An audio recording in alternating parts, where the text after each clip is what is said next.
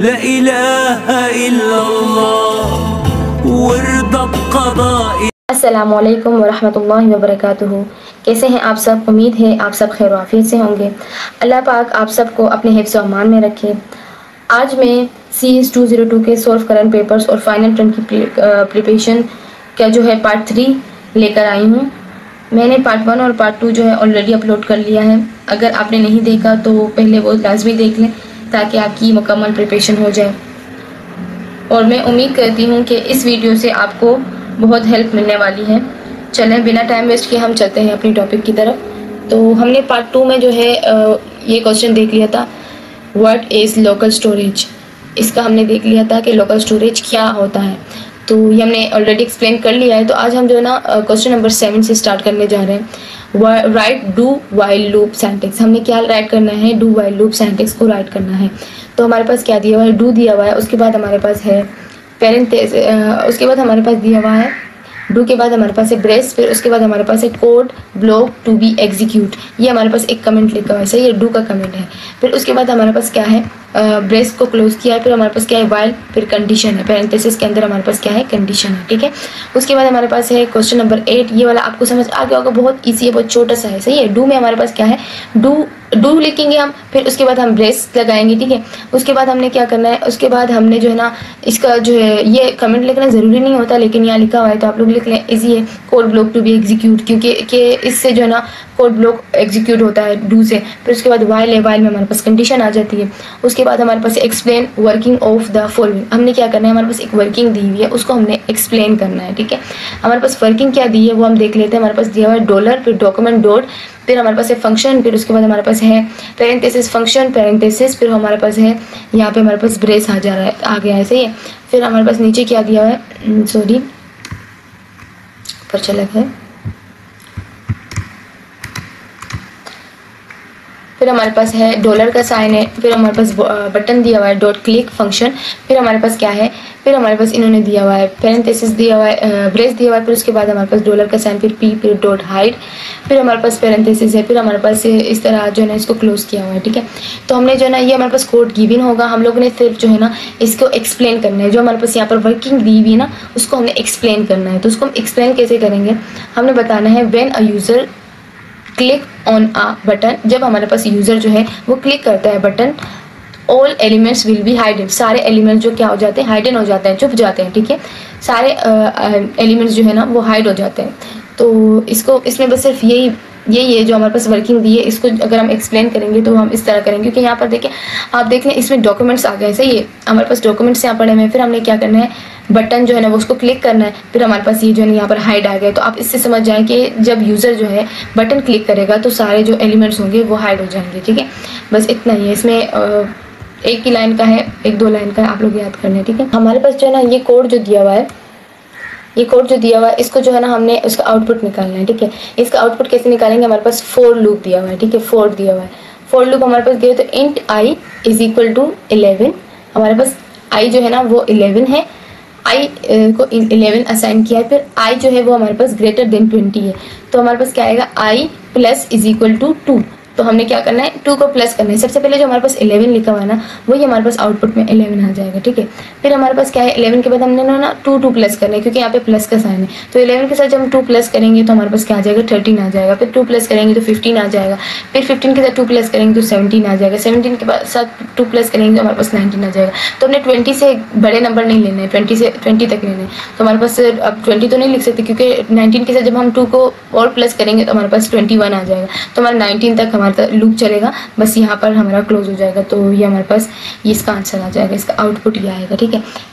इसी तरह ये जो है ना इस तरह भी आ सकता है, लेकिन यहाँ पे आप लोगों ने सिर्फ ये देखना है कि यहाँ अगर माइनस हुआ तो उसमें 2 को माइनस करना है, सही। अगर प्लस हुआ तो आपने प्लस करना है, अगर माइनस हुआ तो आपने माइनस करना है। जैसे यहाँ पे हमारे पास प्लस दिया हुआ है तो हमने जो है ना 2 के साथ 11 के साथ हमने 2 नंबर प्लस किए हैं। तो यहाँ हमारे पास 12 के साथ जो है ना -2 दिया हुआ है, तो हमने जो है ना माइनस करना है, 12 से माइनस करना है हमने नंबर। तो हमारे पास पहले तो वही नंबर आएगा जैसे हमारे पास उसमें आया था, 11 में आया था पहले वाले में, तो उसमें हमने 11 पहले लिख लिया था। इस तरह हमने जो ना यहाँ पे हमारे पास 12 दिया हुआ है तो हमने पहले 12 लिख लिया, सही है।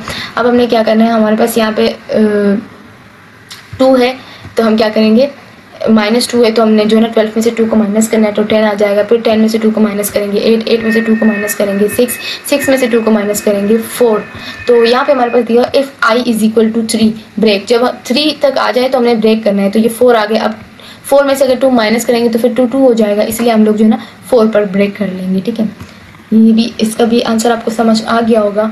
उसके बाद हमारे पास है main advantage of name space XML। इसके जो है मेन एडवांटेजेस बताने हैं, फ़ायदे बताने हैं किसके, name of advantages of name space XML।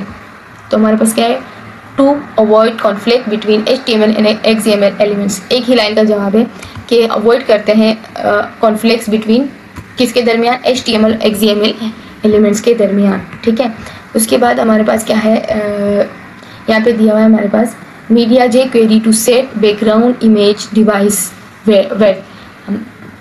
हमने क्या करना है, एक वो बनाना है media jQuery sets background image device width का बनाना है। तो हमारे पास क्या है, हमारे पास आ जाएगा मीडिया आ गया तो हम @ लिखेंगे, उसके बाद मीडिया आ जाएगा एंड स्क्रीन आ जाएगा। ठीक है, उसके बाद हमारे पास क्या है, यहाँ पे हमारे पास आ जाएगा पैरेंथेसिस आ जाएंगे, उसके बाद हमारे पास ब्रेस, फिर बैकग्राउंड। हमने बैकग्राउंड यहाँ में दिया हुआ है ना, बैकग्राउंड इमेज दिया हुआ है तो हमने बैकग्राउंड लिख देना है। उसके बाद हमारे पास क्या आ जाएगा, कोलन आ जाएंगे, उसके बाद इमेज आ जाएगी क्योंकि यहाँ इमेज का बताया है तो हम इमेज लिख लेंगे। ठीक है, उसके बाद हमारे पास क्या आएगा, फिर हमारे पास कोलन आ जाएंगे, फिर URL को लिख लेंगे। ठीक है, उसके बाद हमारे पास क्या है, फिर हमारे पास जो है ना पैरेंथेसिस के अंदर हमारे पास क्या आ जाएंगे, image.jpg, क्योंकि यहाँ इमेज है ना, इमेज वो करना है तो हमारे पास इमेज जो है ना JPG, फिर उसके बाद नो रिपीट 100%। ठीक है, ये हमारे पास बहुत इजी सा है, बस यहाँ से यहाँ तक आपने याद करना है, अच्छे से देख लें। फिर उसके बाद हमारे पास जो है ना यहाँ पर ब्रैकेट क्लोज हो जाएगा। ठीक है, बस उसके बाद हमारे पास दिया हुआ है क्वेश्चन नंबर 13। इसमें हमारे पास क्या दिया हुआ है, method provide by jQuery CSS manipulations. तो हमारे पास क्या है, इसमें हमारे पास दिया हुआ है jQuery मैनिपुलेशन CSS। jQuery है several methods for CSS manipulations. हमारे पास है ऐड क्लास, फिर हमारे पास है रिमूव क्लास, फिर हमारे पास है टॉगल क्लास, फिर हमारे पास है CSS क्लास। सही है, CSS। तो ऐड क्लास में हमारे पास क्या आ जाते हैं, ऐड क्लास में हमारे पास आ जाते हैं ऐड 1 और more classes to the select elements. जो सेलेक्टेड एलिमेंट्स है उसको हम ऐड कर सकते हैं, उसमें एक या एक से ज़्यादा। ठीक है, रिमूव क्लास में हम क्या कर सकते हैं, रिमूव 1 और more classes from selected elements. Remove कर सकते हैं रिमूव क्लास में एक या एक से ज़्यादा क्लासेस को सेलेक्टेड एलिमेंट से। उसके बाद टॉगल क्लास में हम क्या कर सकते हैं, toggle class between adding removing classes from the selected elements. Add भी कर सकते हैं, रिमूव भी कर सकते हैं फॉर सेलेक्टेड एलिमेंट से। और जो है हमारे पास CSS में हमारे पास क्या आ जाता है, सेट और रिटर्न द स्टाइल एट्रीब्यूट्स। हम सेट भी कर सकते हैं, रिटर्न भी कर सकते हैं स्टाइल एट्रीब्यूट्स को। सही, ये हो गया है। अब जो है क्वेश्चन नंबर 14 पे जाते हैं। क्वेश्चन नंबर 14 में हमारे पास क्या है, right syntax of word rap and explain it. हमने क्या करना है, वर्ड रैप को जो है ना हमने उसका सिंटैक्स लिखना है और उसको एक्सप्लेन करना है। तो हमारे पास क्या है, CSS word wrap property allowed long word to be able to be broken and wrap on to the next line. फिर हमारे पास क्या है, P है, इसका सिंटैक्स लिखेंगे P है। तो हमारे पास उसके बाद क्या है, यहाँ पे हमारे पास ब्रेस है, फिर हमारे पास क्या है, ब्रेस यहाँ से यहाँ ओपन हुआ है और यहाँ क्लोज हो गया है। फिर हमने जो ना यहाँ पे हमसे क्या पूछ रहे हैं, वर्ड रैप पूछ रहे हैं, तो हमने वो वर्ड रैप को इधर लिख लेना है। फिर उसके बाद हमने इसको ब्रेक करना है तो ब्रेक रैप लिख लेंगे। ठीक है, इसका सेंटेंस यहाँ तक है। ठीक है, यहाँ से यहाँ तक इसको अच्छी तरह देख लें और जो है ना इसको एक्सप्लेन किया। एक्सप्लेनेशन में क्या है, हमारे पास CSS वर्ड प्रॉपर्टी अलाउ करती है लॉन्ग वर्ड जो हमारे पास क्या होता है, to be able to broken, जो हमारे पास ब्रोकन होने के काबिल होता है, and wrap on to the next line, और दूसरी लाइन में रैप हो जाता है। ठीक है, उसके बाद हमारे पास क्वेश्चन नंबर 14 हो गया है।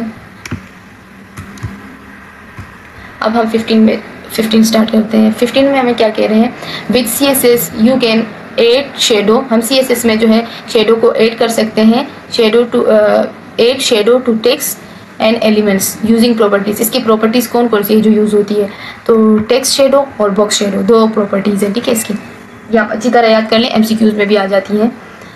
उसके बाद क्वेश्चन नंबर 16 हमारे पास है, right CSS3 background properties. CSS3 की बैकग्राउंड प्रॉपर्टीज़ को लिखना है। तो some new CSS3 properties added to P। Two हमारे पास न्यू प्रॉपर्टीज CSS3 की न्यू प्रॉपर्टीज कौन कौन सी है। एक हमारे पास है बैकग्राउंड साइज है, एक बैकग्राउंड ओरिजिन है, और तीसरा हमारे पास क्या है, बैकग्राउंड क्लिप है। ठीक है, ये 3 प्रॉपर्टीज है इसकी।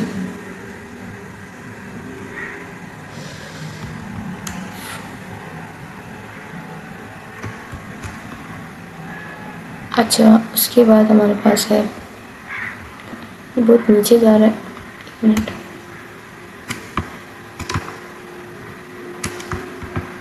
चलें, अब जो है हमारे पास है right jQuery library name.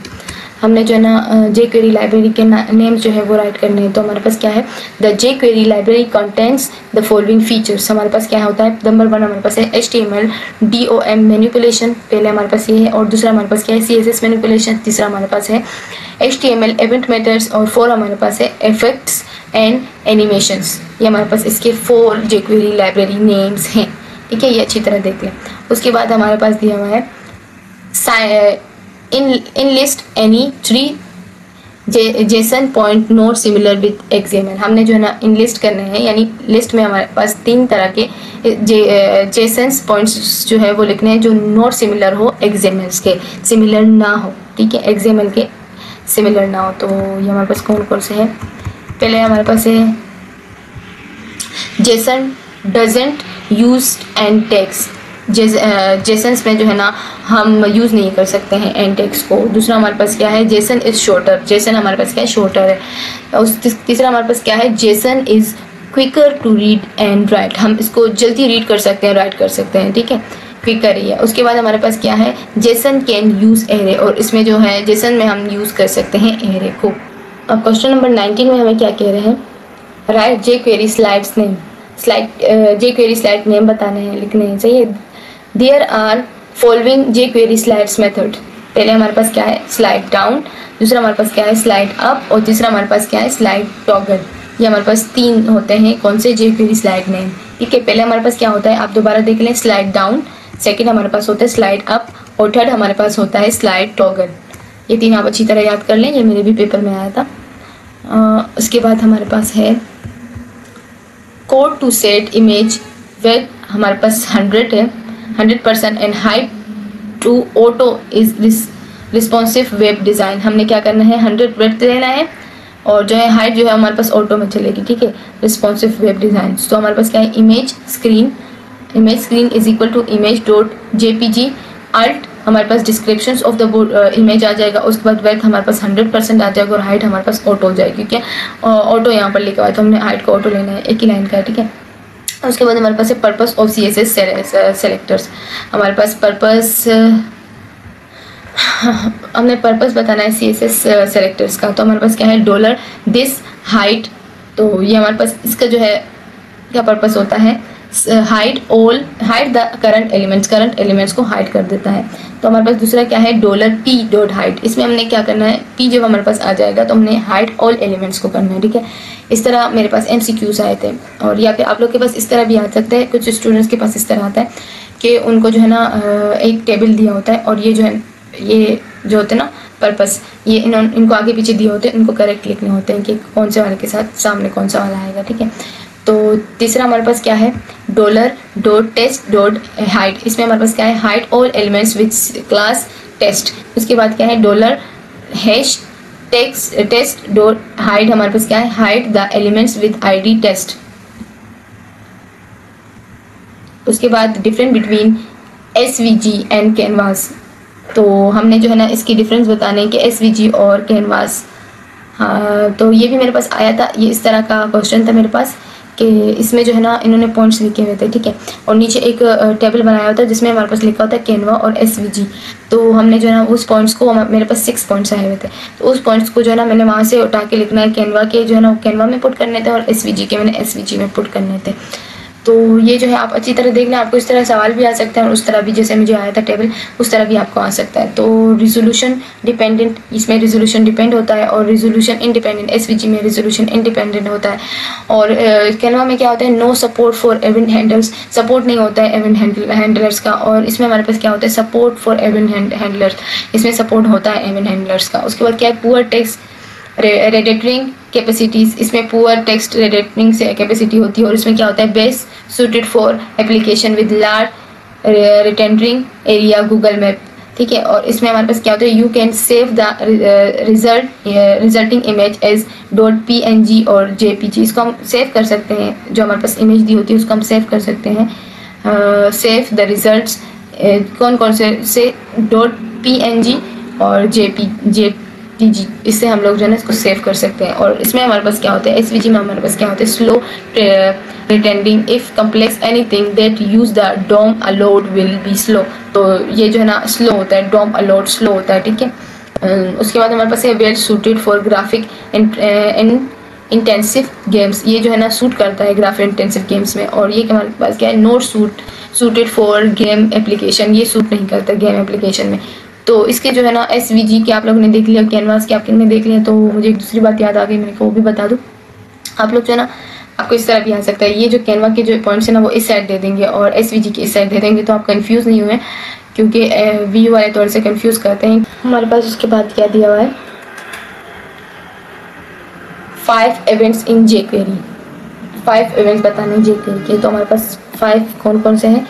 Number 1 हमारे पास है डॉक्यूमेंट्स रेडी, नंबर 2 हमारे पास है क्लिक, नंबर 3 हमारे पास है डबल क्लिक, सही है, DBL का मतलब है डबल क्लिक, और 3 हमारे पास है माउस लीव, और 4 हमारे पास 5 हमारे पास है माउस सेंडर।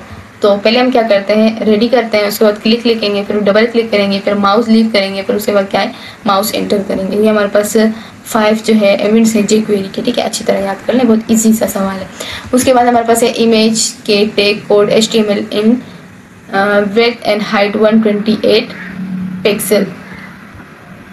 तो ये जो है हमारे पास किस तरह आएगा, आंसर हमारे पास है image screen HTML5.jif art HTML5 icon width 128, हमने 128 विड्थ लेना है और हाइट भी 128 लेनी है, ठीक है, क्योंकि हाइट और विड्थ दोनों बता रहे हैं। और यहाँ पे हमारे पास इमेज स्क्रीन जो हमारे पास 37 होता है वही HTML5 का लेना है। GIF जो है आर्ट हमारे पास क्या है HTML5 आइकन, उसके बाद विड्थ हमारे पास 128 और हाइट हमारे पास 128 आ जाएगी।